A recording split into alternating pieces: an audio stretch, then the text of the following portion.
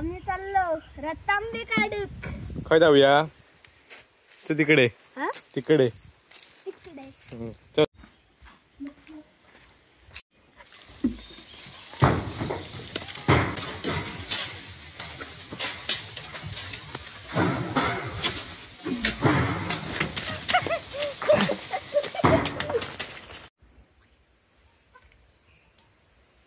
बिये काय करतात? बिये सुकवायचे. मित्रांनो 4 दिवसापूर्वी आपण एक रतांबे पाडलेले, जे कोकम ज्याच्यापासून बनवणार ते रतांब्याच्या झाडापासून ते रतांबे पाडलेले. तर त्याची एवढी सोलं सुकवली. ह्याला ॲक्च्युली 2 ते 3 उन्हं दिली जातात. तर 2 ते 3 उन्हं दिल्यानंतरचा हा सध्याची कंडिशन आहे बघा.